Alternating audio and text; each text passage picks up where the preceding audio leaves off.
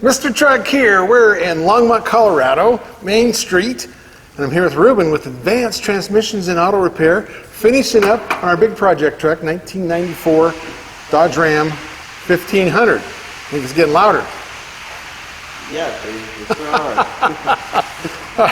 That's one benefits of being next to a body shop. Yeah, well, it's hard to get a shop that's really quiet. I mean, if they're not making any money if they're quiet. Yeah, exactly. So. But anyway, hopefully they'll be a little quieter as we talk about this truck. Yes. But you rebuilt it, and we've got those two videos. You've taken it apart and rebuilt it, so now it's Project Overkill. You did everything super doopy on it. Exactly. Now this, of course, we changed the torque converter on it. But this one, the flex plate didn't match up when we first tried to install it. Exactly. The first torque converter we got was for the correct year, the correct everything on the truck, but it didn't match up. It was an offset torque converter. Well, somebody at one point changed the engine on this to a 96 newer, which is a 90-degree spread pattern on the torque converter. They made two different types. The 96 and previous has an offset bolt on the torque converter. Basically, one of these bolts is offset and aligns to the flex plate wall. Unfortunate, or unfortunate, either, I don't know how it would go, but this one's got a newer style engine, newer style flex plate. It was easier to find a torque converter than a flex plate for this guy, so we actually ended up getting the newer style torque converter. The torque converters themselves, they don't change internally, the bolt pattern changes. Okay. So we still get the high stall converter in here, and all the goodies from the previous converter, except for the updated flex plate. Yeah.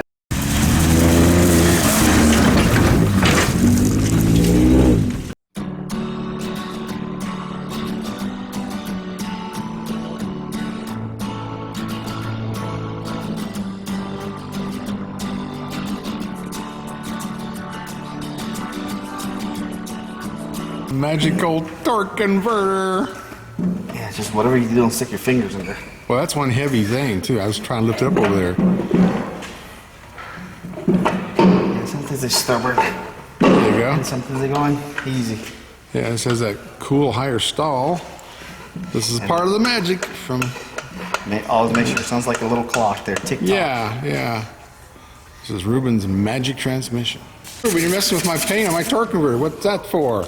Oh, this is to get all the excessive paint off the hub. What we'll do, we'll take off all the paint. We'll add some grease there, so that allows the torque converter to go into the engine, bolt up to the flex plate, and when the RPMs come up, actually the flex plate, that's the whole purpose of the name, it flexes under RPM. So what it'll do is higher RPM, the torque converter tends to come in towards the engine. Well, when these hubs are not lubricated, they actually break flex plates and bolts come loose. So you want to clean this surface off, add some grease, clean the surface inside of the crank, and allow everything to move. Cool. It didn't look like the older one still had paint on it, didn't it? No, they didn't remove the paint. They didn't grease it up. So I saw that. I thought, wow. So yeah, you got to go to the right guy, huh? Oh yeah. Even though the transmission installation seems easy at times, that you take off bolts, put bolts back in, not necessarily. I mean, you need to know all the tricks to make them live longer. Sure. Plus, they'll have less wear and tear on pumps, bushings, because everything's moving freely inside it now. Yeah. So it's amazing what one little thing could do and cause so much damage. Oh, sure. And that could be the good thing, is it's a newer engine. Yes. So maybe that's good, maybe it's not. We'll find maybe out. It has a fewer miles, maybe it has all the good stuff. So. But now we're ready to put her back together, so we've got all the problems solved, and we'll do the exhaust and all that. Now this here, can you tell us what the flex plate does? There's a purpose for it, and why they call it a flex plate. Yeah, there's, a lot of people go by the terminology flywheel. But the flywheel is actually meant for a manual transmission. That's what holds the clutch and the pressure plate and all that. Yeah. Well, on an automatic transmission, the correct term is flex plate. The flex plate is basically what connects from the crankshaft to the torque converter. And what that does, it allows when the RPM starts moving, the flex plate actually does what is named flex. So it starts making the at higher RPM, the torque converter starts going in, and at lower RPM, the torque converter starts going to the resting position. So that's the whole purpose of the flex plate. It allows it to go in and out to a certain RPM. That's why one of the main reasons we have to have this hub all cleaned up, greased up, so like that you have free motion going in and out. Engineers spend all this time designing this stuff, and that's what they do. Cool. So the shaft behind the torque converter actually can slide in and out? No, the shaft, all that stays still? That's the whole purpose of building a transmission to specifications, because if it's too loose, then you have a shaft going in and out to a certain point. Might disconnect. And there's things that do wear out quicker when you have a lot of movement. So that's why it's really critical to set each unit to a specific end play on it. The end play on these units were anywhere from 34 thousandths to 84 thousandths. So I think we got down to 54 thousandths, which is right in the middle. Well, cool. So it just flexes a little. Yeah, it's not going to be flexing 6 inches. I mean, it might go anywhere from 1/8 of an inch to maybe 1/2 an inch maximum, depending on what. That's why a lot of the race cars have a SFI flex plate. Basically, what that means is it's been hardened, strengthened, because at a certain RPM, the flex plate flexes in and out. Well, that's the last piece you want it braking on a racing car.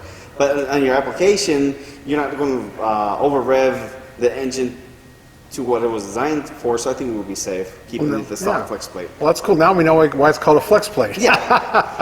I knew flywheels real well, but Yeah, flywheels, and we all get used to the old terminology of flywheel, but the flywheel is meant for a manual transmission, and the flex plate's for an automatic. So sometimes if you go up to a parts guy and he knows, you tell him, hey, I want a flywheel for such. Like, well, and he'll come down to the counter and set you a flywheel for a clutch assembly, and you'll be like, well, what's going on? The guy's just trying to be a smart aleck. So. Oh yeah, sure. Yeah, sure. You get those. Yeah, and that's the difference. Like the ring gear for the starter is on a torque converter here, and it's on a flywheel on a manual. Exactly. So that's different. Some flywheels, on the Dodge application, the ring gear for the starter is on the torque converter, but on different applications it actually has the ring gear even on a flex plate. Okay, so, that's what I was thinking. I've seen on there. So yes, a lot of the similar. TM products. Some of the newer, depending on what year Dodges, they do have the ring gear on the depending on each engine model and so on. It's just so many different variations. But I think in the minivans, it's got the ring gear on the flex plate. The Dodge trucks, certain years had them.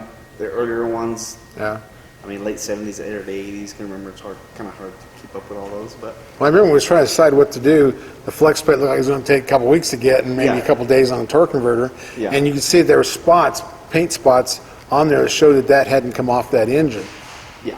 So that's how you knew that was the right flex plate for that engine. Correct, because they factory uses certain markings. Right. They typically, when the flex plate goes, when the engine's getting assembled to the final place, each guy, I guess, in the assembly line does his job, and once they have all the bolts in, they mark them off with a marker, and the paint that it's got in there was from factory. So yeah, that's cool.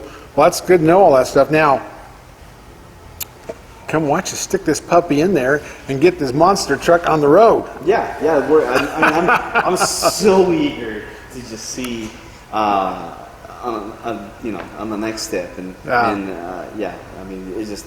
I think we're gonna have a pretty good challenge with Rust Boy and Mean Green. And Big Green. We'll have to use your tow thing your tow rope, so we can do the tug of war and 0 to 60 and see what we break. I am definitely looking forward to that. So. Oh, cool. Yeah. Well, come watch what's next. Foot jack. The other one's got 2-stage hydraulic. It's got 1 stage air, and then then the second stage hydraulic. Okay. This is all hydraulic. Yeah. 2 stages hydraulic, so it definitely gives me a leg workout. Well, the Bosch should always have the best jack. What's up with that? Keeps me from going to the gym, so. Yeah, there you go. Just sort of extend like this. Yeah.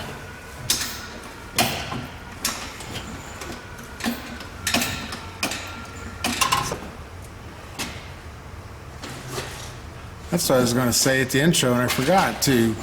You know, I've watched a lot of transmissions go together, especially Allison T1000s. Yeah. And you are like the fastest at putting them together, taking them apart, most efficient. You figure it all out, and you just go. You're a very fast, efficient guy, which is really good in your business because I'm sure it makes you more money getting stuff done. But it's a nice way to do it. You don't goof off at all. And then when we had a problem with the exhaust or the flex plate, you immediately built the whole exhaust while we were waiting. So Yeah, it's you certainly know how to use your time. well. One guy told me one day, "Time is money." Like it's just. So you took him seriously, huh? When he said time was money. You know, when you're young, you're like, hey, you got all the time in the world. Well, that's how I build stuff. I kind of daydream at the same time. That's basically how I do everything. Part of what I do is daydreaming. I guess that's where I come up with ideas, but Yeah, I don't see you daydreaming. Daydreaming is not a bad thing because then that makes you think the next step. Yeah. It's always good to be ahead of the game.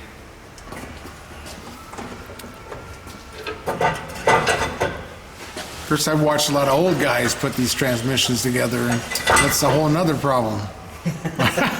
No, there's a couple of guys I know that are, you know, when I was up in Boulder working in a transmission shop over there, the guy always kept telling me, it's like the day you start building transmissions, I'll be dead. Yeah? Did you? And then when I went to the shop where he was working at, it's like, well, I guess you haven't died yet. Yeah, I said, have you died? Yeah, really. Didn't see the funeral announcement. He didn't like that. So Yeah, I bet not.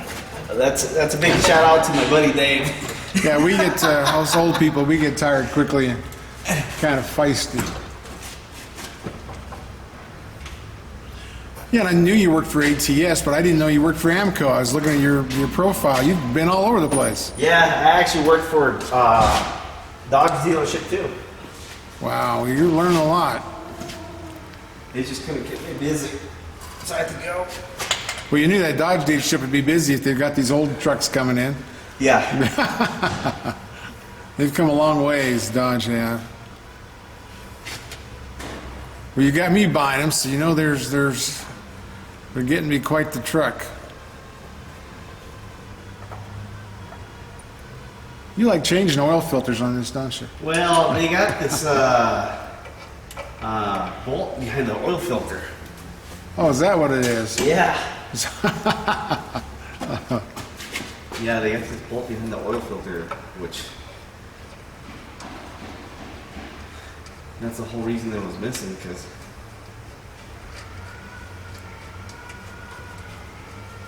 I don't think this guy wanted to pull off the oil filter. Second time, and he said, you know what? I'm gonna be goner. Yeah.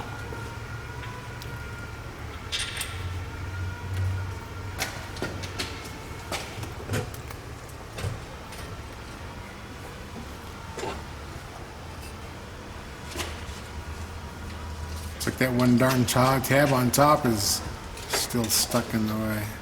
Yeah. Oh, good.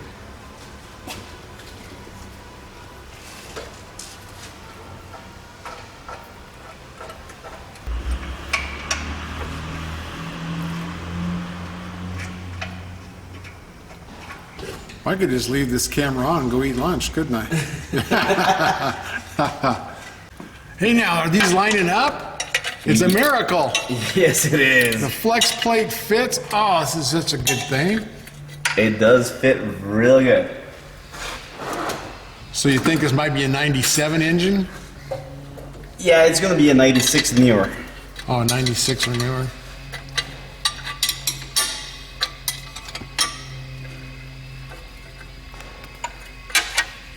So you pretty much got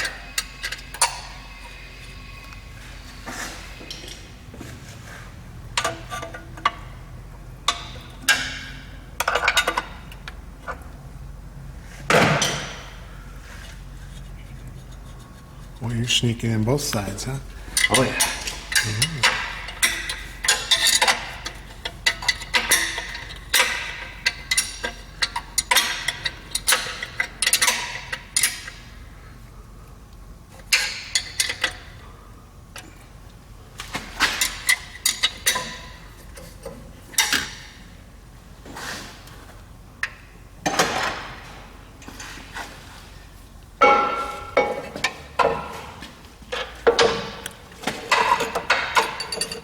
Actually, let me get. If I'm in your way, just let me know. No, you're good. Let me get. And we got tons of pickup truck questions, right? Right. Where do we go for the answers? We go to the Truck Nuts book. Because we're truck nuts. And we wrote the book, Truck Nuts. We're nuts about truck, the ultimate guide to buying a truck, or to Yep. looking at a truck, or judging a truck. You know, whether it's diesel versus gas, new versus used, what your teenagers should learn about trucks, all that. You do all kinds of cool tests. Yeah, we do a lot of testing. We do the Ike Gauntlet, world's toughest towing test up the mountain and down the mountain. We do MPG testing on the highway, loaded with trailers. Yeah. We do off-road testing. A lot of that data is in this book as well, and it's a one-stop shop for truck information. That's true. We test trucks, maximum capacity, up to the biggest grades you can do on the interstate. Yep. So we really put them to the test. And, you know, you can get all the facts you can't find anybody else. We do MPG tests, which you can't find on any sticker anywhere. So, you know, all that stuff that you can't find is in the book. And you can find the book at trucknutsbook.com. There are links to Amazon, Barnes & Noble, and all the other bookstores as well. So read about your truck nuts.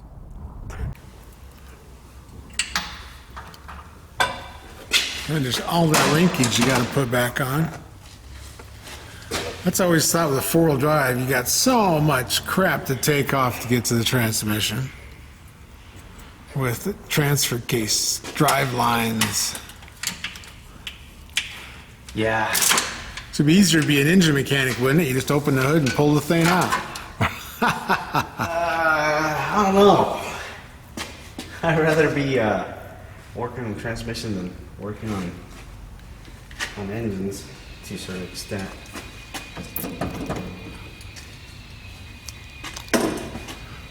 Well, I suppose you get to stand up the whole time and work on it Yeah. instead of sitting on a fender well. Yeah, exactly. It's in a fender well.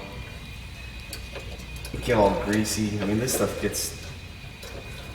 I mean, you get greasy to a certain extent, but that's it.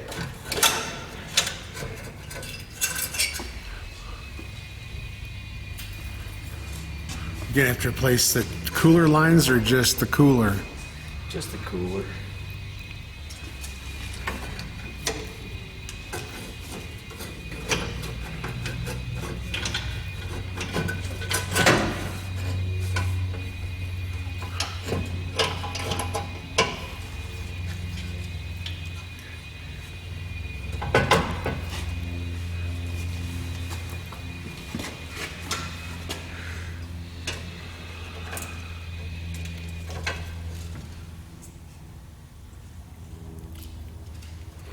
I wonder why the guy painted the starter red. He was just really into bright colors. Oh yeah.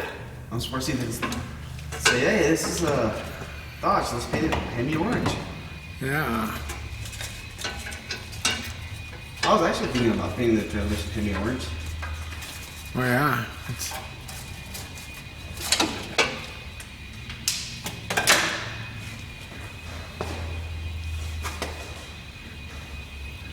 does this have all the solenoids on it like General Motors does? There used to be one of the things like about Fords, all you had was, you know, a wire and that was it. The solenoids were all up in the up in the fender well. But I don't know. It just seemed easier to change, but I don't know if that affected the heat or anything else on it. Yeah, to a certain extent, it was good. So did Dodge copy GM on this starter thing? That one I don't know.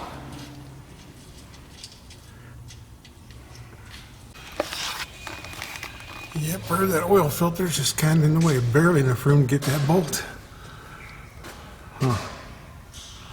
And all kinds of other braces holding this puppy together. And the previous owner just loved his spray can of paint.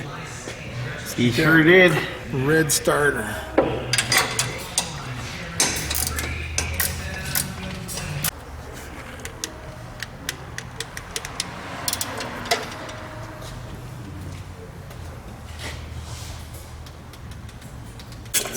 Yeah.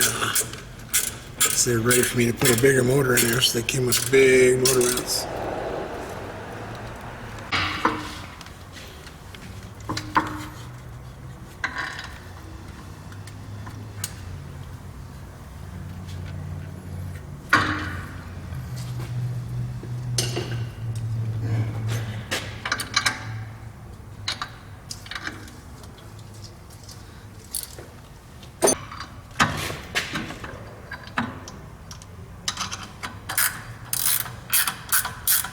Important. I'm just trying to get this line up.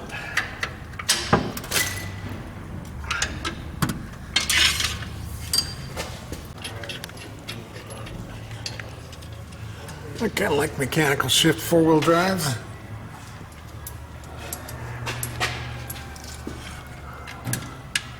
I guess I'm old, so I'm old school. Old school. There's nothing wrong with that.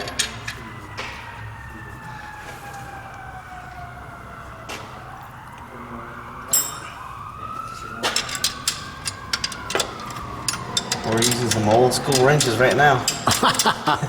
Yeah, I heard they invented ratchets or something. I'll have to buy one of these days.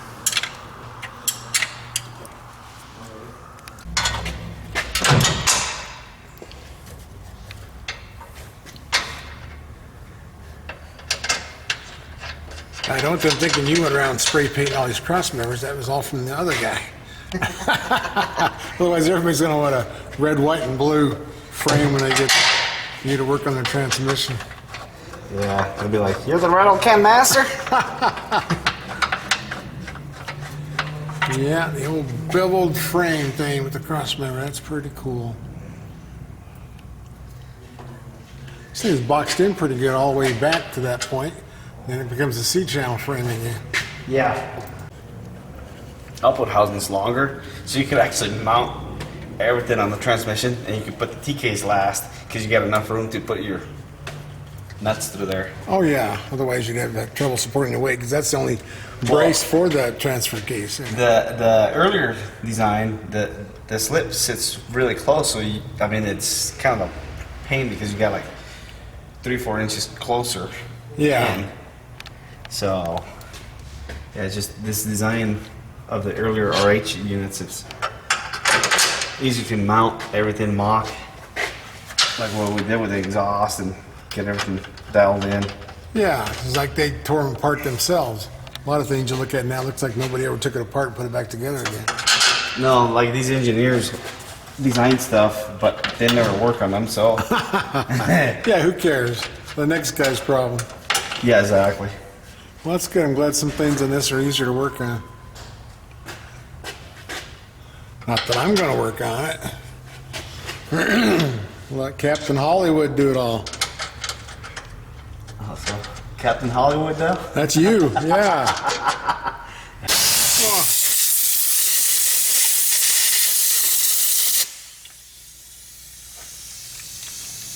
And one of those plugs goes to the solenoid. Yeah.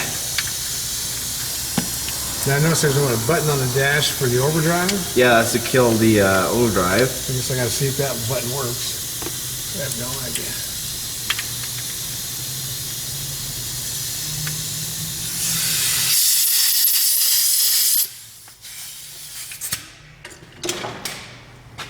All kinds of, well, those are brackets. I thought that was another one of the darn ground cables. No, this is just.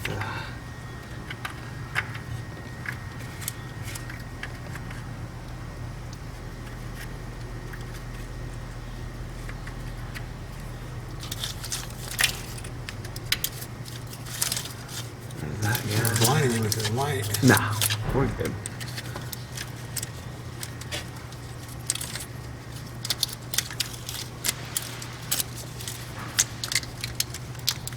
Okay, zip tie and tie everything off there. That's just a dead plug, is it? Yeah, they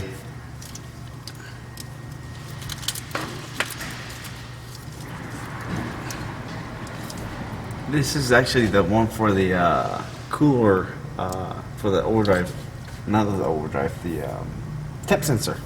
Oh, really? So that's where it goes. But a lot of these trucks Oh, I see.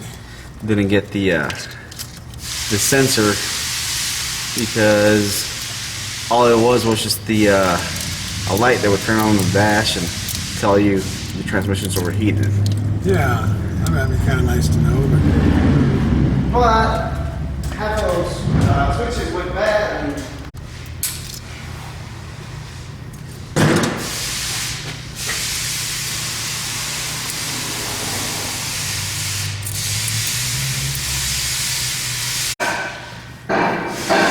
thing goes right there. Way too many details.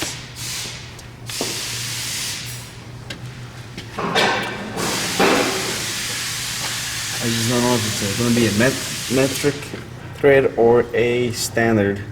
That's the thing with Dodge is they make things fun. Well, I think everybody had problems. I remember farm machinery back in the 80s. You'd be working on a baler and half the bolts you need them metric, the other half SAE, and it used to drive me nuts. Oh yeah. So they did it everywhere.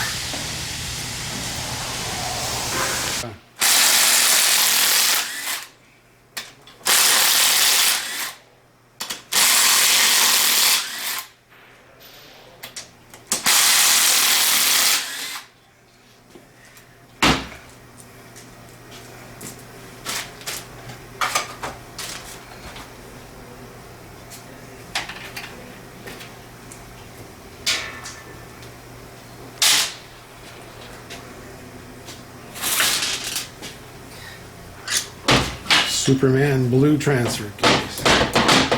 Something you can get away without getting too crazy.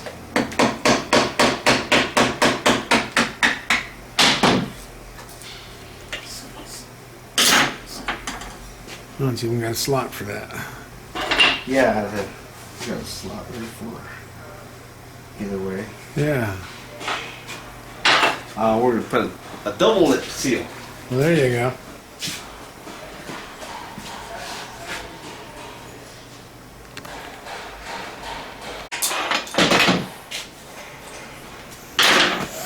So one's got one lip, this one's got two lips. Yeah, we like tulips. Oh yeah. Throw this in the wash. You have a gasket for that, or is that Permatex? Oh, that's Permatex.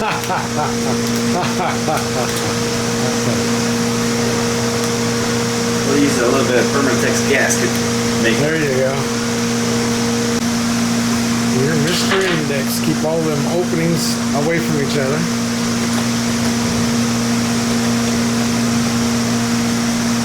And like this one. You can see there's a gap here in the middle. Right. Well, if you index the opening of the snap ring to be there, it actually helps the fluid escape and lubricate the spring better, or return to the T-case, whichever job it has. Right. Well, a lot of people just, from the manufacturers, sometimes I see them snap ring that way, so it covers it. So what I do is I just align it to the gap there. Yeah. And this guy too, this is supposed to be a weep hole to help with the lubrication.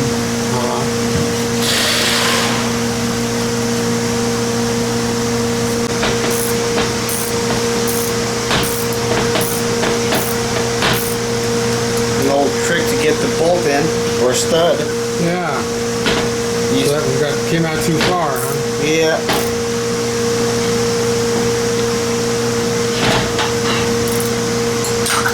Tell them from the previous owner, the previous guy who worked on it.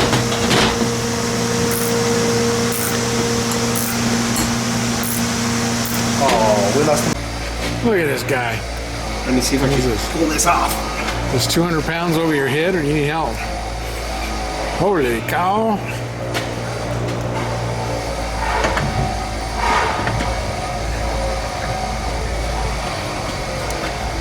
I got the back end of it. fast. Holy cow. I just had a issue with that lever there. Yeah.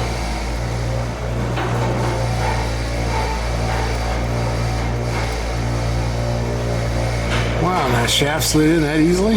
Yeah. Wow. That thing's got to weigh, what, 120 pounds? What's that thing weigh? Probably.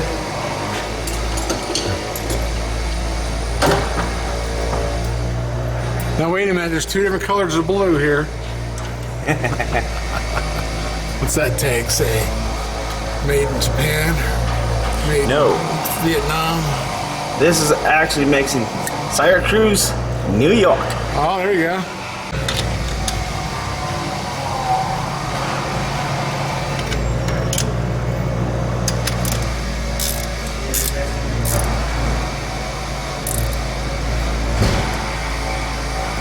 That's pretty good casting if it takes all that shock off that drive shaft.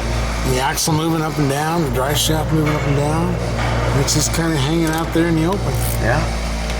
Just camping out. Yeah. That actually sits a little bit above that cross member. So I suppose it'd be nice to have a skid plate there, but I don't know if it's that necessary. That's the good thing about being a short wheelbase is your tires are closer together, so you may not get the biggest rock between your tires. Hopefully. Oh, I might put a skid plate if I can find one in the junkyard.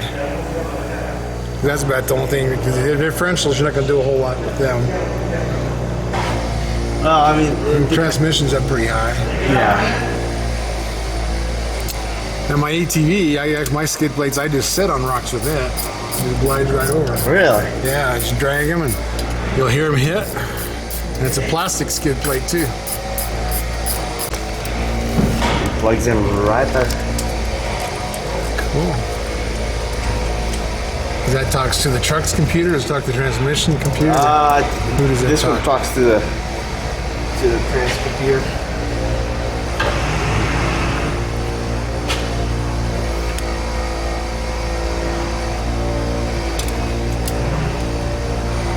Still got vacuum lines everywhere, huh?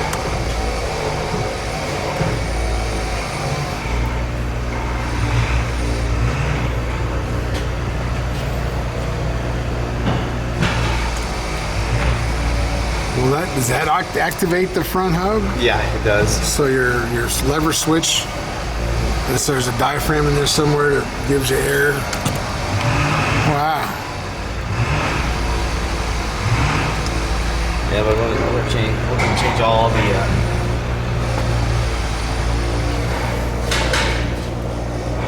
Yeah, I'm sure that rotting rubber. That's cool. So the vacuum signal comes off a diaphragm in a transfer case, goes to your hub on the front. Whoa. So we're going to change all of these vacuum lines. They're probably original equipment. There's our actuating motor. Engages the axle. Like an auto hub kind of thing. We got a breather hose. To where my ATV on the differentials, they got a little rubber thing that bounces around. It's a breather. You just shoot straight up off the differential. Really weird looking thing on the Kawasaki. Really? Yeah. Of course, they're trying to keep everything out of the soup. ATV. Breather hose. Mr. Truck's video, he knows what he's doing. What is this big ding in the side of that drive shaft? Let's put some body putty on that, huh? No. That's just a battle scar. That's a battle scar. A rock hit that puppy. Yeah. I guess it's shielded so when that thing flies off, it won't damage the fuel tank too much. Now that's a cool thing. Got a full-size spare. Wow, looks like the same size. Gigantic tire. Now here's part of the problem. We're going to have to lift the bumpers too. Never quite got that finished. So we got to work on the bumpers. Get it all looking level.